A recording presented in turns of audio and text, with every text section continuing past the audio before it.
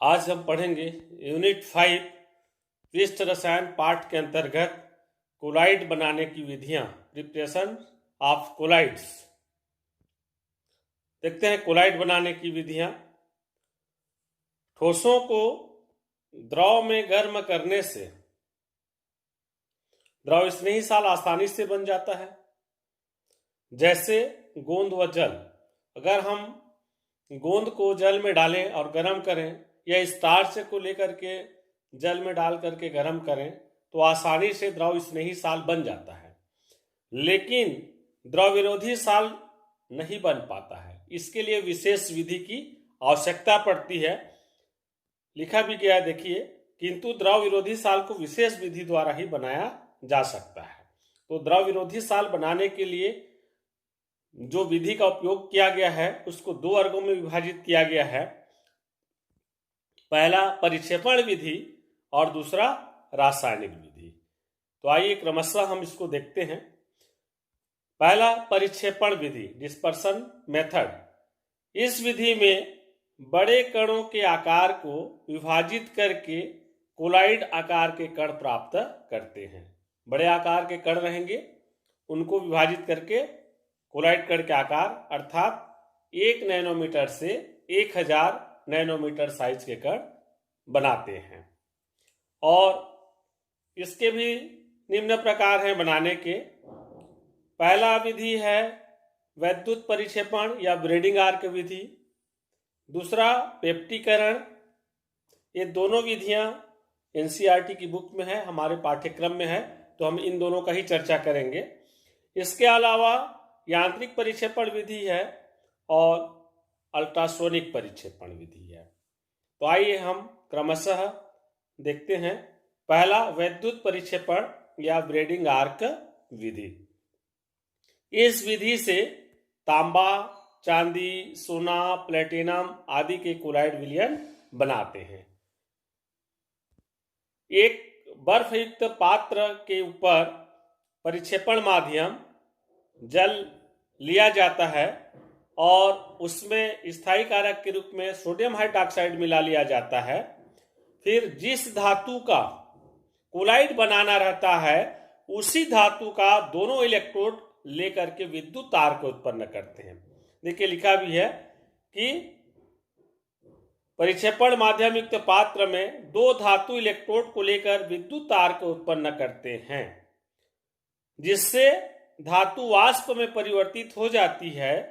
फिर वाष्प संघनित होकर छोटे छोटे कणों के रूप में पेंदे पर कोलाइड कण बनाते हैं।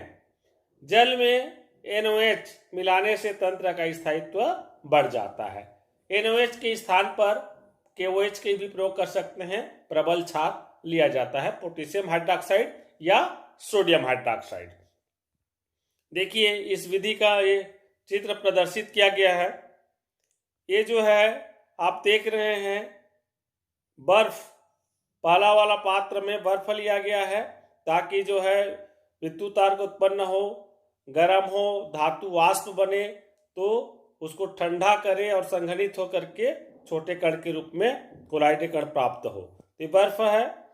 परिक्षेपण माध्यम लिखा गया है तो परिक्षेपण माध्यम जल लिया गया है इसमें, और जल में फिर थोड़ा क्षार मिला देते हैं स्थायित्व बढ़ाने के लिए। यहाँ इलेक्ट्रोड लिया गया, देखिए, ऋणात्मक इलेक्ट्रोड है और ये धनात्मक इलेक्ट्रोड है। धातु का इलेक्ट्रोड है। अगर हमको तांबा का प्राप्त करना है तो तांबा का इलेक्ट्रोड, चांदी का क्लोराइड प्राप्त करना है तो चांदी का इलेक्ट्रोड, सोना, प्लेटिनम, माने जिस धातु का क्लोराइड बनाना है उसी धातु का इलेक्ट्रोड को लेते हैं। और जब विद्युत धारा प्रवाहित करते हैं तो यहाँ पे विद्युत तार का उत्पन्न होता है। देखिए, चित्र में दिखाया गया है। और विद्युत तार के उत्पन्न होने से इलेक्ट्रोड गलने लगते हैं और ये वाष्प में परिवर्तित होते हैं और फिर संघनित होते हैं। चूंकि पात्र में बर्फ है तो ठंडा रखता है वो, तो बर्फ के कारण संघनित होकर के कोलाइड के छोटे कण के रूप में प्राप्त होते हैं। यहाँ नोट लिख दिया हूं, जिस धातु का कोलाइड विलयन बनाना होता है उसी धातु का दोनों इलेक्ट्रोड लेते हैं। ये चीजें याद रखने योग्य बातें हैं। दूसरा पेप्टीकरण, पेप्टाइजेशन। ये तो परीक्षा की दृष्टि से बहुत महत्वपूर्ण है। कंपटीशन एग्जाम में भी इसके बारे में पूछा जाता है, विशेष आपको याद रखना चाहिए। देखते हैं, ताजा बने हुए अवक्षेप में वैद्युत अपघट्य मिलाने पर कोलाइडी विलयन प्राप्त होता है। इस प्रक्रिया को पेप्टीकरण या पेप्टन कहते हैं। कोई ताजा बना हुआ अवक्षेप है, उसमें वैद्युत अपघट्य मिला दें तो कोलाइडी विलयन में बदल जाता है, और ये जो प्रक्रिया है पेप्टीकरण कहलाता है। देखते हैं उदाहरण। अच्छा, एक परिभाषा और देख लेते हैं। अवक्षेप के कणों द्वारा समायन का अधिशोषण करने से आवेशित कणों का टूटकर छोटे कोलाइड कणों में बदलना पेप्टीकरण कहलाता है। माने हमने इसके पहले देखा था, विद्युत आवेश के बारे में मैं बताया था कि अवक्षेप जो है अपना उभयनिष्ठ आयन को अधिशोषित करता है, और अधिशोषित करने के बाद जिस आयन को अधिशोषित करता है उसी का कोलाइडी विलयन बनता है। धनात्मक या ऋणात्मक जो भी साल प्राप्त होगा उसके अधिशोषित करने के ऊपर रहता है। तो वो जो सम आयन का अधिशोषण करता है, तो करने के बाद क्या होता है, फिर आवेशित कण टूट टूट करके छोटे कोलाइड कण में बदल जाते हैं। देखते हैं उदाहरण। जैसे फेरिक हाइड्रोक्साइड के ताजे अवक्षेप में फेरिक क्लोराइड का विलयन मिलाने से फेरिक हाइड्रोक्साइड का कोलाइडी विलयन बनता है। देखिए, फेरिक हाइड्रोक्साइड अवक्षेप रूप में रहता है और उसमें हम फेरिक क्लोराइड विलयन मिला देते हैं, तो वो जो अवक्षेप है घुल जाता है, फेरिक हाइड्रोक्साइड कोलाइड विलयन के रूप में प्राप्त होता है। और उसमें जो वैद्युत अपघट्य हम मिला रहे हैं, इसमें जैसे फेरिक क्लोराइड मिलाए, उसको पेप्टी कारक कहते हैं, जो पेप्टी कारक बोला जाता है। तो पेप्टी कारक ही अवक्षेप को कोलाइड विलयन में बदलता है। एक समीकरण लिख दिया हूं, देखिए। फेरिक हाइड्रोक्साइड का पहला वाला अवक्षेप है, फिर फेरिक क्लोराइड का विलयन है। फेरिक हाइड्रोक्साइड जो अवक्षेपित था वो फेरिक क्लोराइड का जो समान आयन है Fe+3 उसको ग्रहण कर लिया, अधिशोषित कर लिया, और इस प्रकार से जो है स्ट्रक्चर प्राप्त होता है, कोलाइडी विलयन बनता है। इस प्रक्रिया में और समझा दे रहा हूं। देखिए, अवक्षेप है फेरिक हाइड्रोक्साइड का। अब एक क्या, इसमें हमने फेरिक क्लोराइड मिलाया। फेरिक क्लोराइड मिलाया तो देखिए ये जो अवक्षेप है इसमें समान आयन को अधिशोषित करेगा बोल रहा है। तो फेरिक हाइड्रोक्साइड में आयरन है और फेरिक क्लोराइड जो पेप्टी कारक है उसमें भी आयरन है, तो उस धन आवेशित को ग्रहण करेगा, अधिशोषित करेगा। देखिए, अधिशोषित कर लिया। अब अधिशोषित करने के बाद क्या होता है, ये छोटे छोटे कणों के रूप में अलग हो जाते हैं, जो चित्र में दिखाया गया है। देखिए, सभी तरफ छोटे कणों के रूप में आयन जो है समान आयन उनको घेरा हुआ है। इस प्रकार कोलाइडी कण बन जाता है। इसको समीकरण के रूप में बता दिया हूं। फेरिक क्लोराइड में फेरिक आयन और क्लोराइड आयन होता है। तो देखिए, ये जो फेरिक हाइड्रोक्साइड अवक्षेप था, फेरिक आयन को ग्रहण किया, तो हम इसको जो है इस प्रकार से भी लिख सकते हैं। फेरिक हाइड्रोक्साइड फेरिक आयन को ग्रहण किया, इसको, ये वाला कंडीशन ही है, ये वाला जो कंडीशन बताया था वही चीज है। अवक्षेप लाल भूरा रहता है इसका। फेरिक क्लोराइड से प्राप्त फेरिक आयन को ये अधिशोषित करता है, ठीक है ना। तो क्या हुआ, फेरिक हाइड्रोक्साइड के कणों पर आयनों का अधिशोषण हो जाता है, अर्थात कोलाइडी कण बन जाता है। दूसरा, संघनन विधि या रासायनिक विधि। नाम से पता चल रहा है संघनन। संघनन में क्या होगा, संघनन या रासायनिक विधि, छोटे अणु आपस में मिलकर बड़े अणु का निर्माण करता है।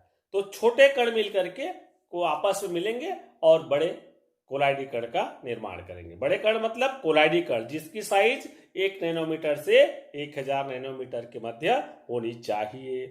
देखते हैं, इस विधि में छोटे आकार के अणुओं को संघनित करके कोलाइड आकार के कण प्राप्त करते हैं। और इसमें जो रासायनिक विधि है, द्विक अपघटन, ऑक्सीकरण, अपचयन, जल अपघटन, इन विधि के द्वारा कोलाइड साल का निर्माण किया जाता है। देखते हैं, क्रमशः संक्षिप्त में आपको समीकरण के रूप में बता रहा हूं मैं। द्विक अपघटन का पहले उदाहरण लिया हमने। देखिए, द्विक अपघटन में आर्सेनिक ऑक्साइड को क्या करते हैं, इसमें 1 ग्राम लेकर के लगभग 500 ग्राम जल में उबाल दिया जाता है, फिर छान करके उसमें ठंडा होता है तो हाइड्रोजन गैस प्रवाहित करते हैं, फिर आर्सेनियस सल्फाइड का कोलाइड प्राप्त हो जाता है। ये आर्सेनियस सल्फाइड का क्लोराइड प्राप्त करेंगे, ठीक है। सल्फाइड का क्लोराइड प्राप्त करना है, डबल डिकम्पोजिशन। फिर दूसरा जो ऑक्सीकरण विधि है, सल्फर डाइऑक्साइड में हाइड्रोजन गैस, सल्फाइड डाइऑक्साइड का जो विलयन है उसमें हाइड्रोजन सल्फाइड गैस प्रवाहित की जाती है। तो ऑक्सीकरण प्रक्रम द्वारा माने सल्फाइड का जो है ऑक्सीकरण हो जाता है और फिर जो है सल्फाइड साल प्राप्त होता है। देखिए सल्फाइड साल प्राप्त हो रहा है इसमें। फिर है अपचयन। अपचयन इसमें क्या होगा, ये जो आरिक क्लोराइड है, सोना का जो क्लोराइड है, ठीक है, इस पे क्या किया जा रहा है, फॉर्मेल्डिहाइड मिला करके हाइड्रोजन गैस प्रवाहित किया जाता है। तो अपचयन द्वारा सोना का क्लोराइड विलयन प्राप्त होता है, धातु का क्लोराइड विलयन प्राप्त हो रहा है। ऑक्सीकरण में हमने देखा अधातु का क्लोराइड प्राप्त हो रहा है और अपचयन में धातु का क्लोराइड प्राप्त हो रहा है। फिर है जल अपघटन। फेरिक क्लोराइड विलयन को जल के साथ उबालने पर इसमें जल अपघटित होकर के फेरिक हाइड्रोक्साइड का साल प्राप्त होता है। फेरिक हाइड्रोक्साइड का साल प्राप्त होता है। इस प्रकार से संघनन या रासायनिक विधि से क्लोराइड को हम बना सकते हैं।